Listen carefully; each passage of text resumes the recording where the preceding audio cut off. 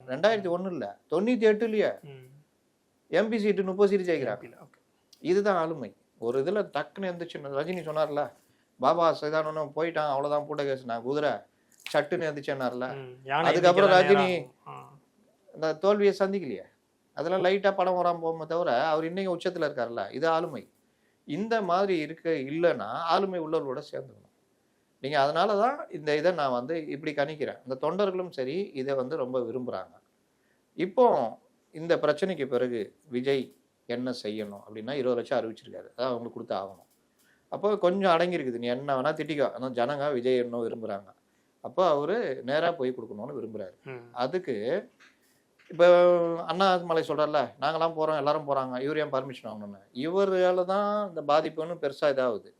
இப்போ இன்னைக்கு உதயநிதி ரோட்ல போறாரு, எல்லாம் கை கொடுக்குறாங்க, செல்ஃபி எடுக்கிறாங்க. அந்த மாதிரி விஜய் போனா என்ன ஆகும்? வித்தியாசம் இருக்கா? இருக்கு. அப்போ விஜய் வந்து எனக்கு என்னன்னு போக முடியுமா? போக முடியாது. இன்னொன்று 3 மணி நேரம் 4 மணி நேரம் அந்த கூட்டம் நடக்க போகுது, ஒரு மண்டபத்தில் நடக்க போகுது. அப்போ வர வச்சா ஊரில் இருக்க எல்லாம் வந்துட்டு என்ன பண்ணுவீங்க? அப்போ பர்மிஷன் வாங்கணும், பாதுகாப்பு கேட்கணும். அதை அவர் பண்ணுறாரு. அதுக்கு வந்து எப்படி கொடுக்கலாம் பாரு, இந்த கண்டிஷன் அந்த கண்டிஷன், எந்த கண்டிஷன் போட்டான்னு உங்களுக்கு என்ன தெரியும்? ஒரு கருத்து உருவாக்கப்படுது. மனுவே கொடுக்கல, டிஜிபி ஆஃபீஸில் போய் கேட்குறாங்க, எஸ்பியை பார்த்து கொடுங்கன்றாங்க. நேற்று நைட்டு 11 மணி வரைக்கும் எஸ்பி உட்காந்துருக்காரு, இவங்க யாருமே போகல. இப்போ தான் உட்காந்து எழுதினுக்கிறாங்க, இது போடாங்க, இதே அழிப்பா அதை போடுப்பா, ஐயே இதே இப்படியே ஓடிச்சு போல். அப்போது நான் இன்னைக்கு போய் கொடுத்தா கொடுக்கலாம், 13, 14 ஏதாவது ஒரு தேதியில் அவர் வந்து பண்ண போகிறார். அது மாதிரி பண்ணிட்டாருன்னா எல்லா பிரச்சனையும் ஓஞ்சி போயிடும். எவனோ அதுக்கப்புறம் புதுசாக தான் கண்டுபிடிக்கணும் மறுபடியும்.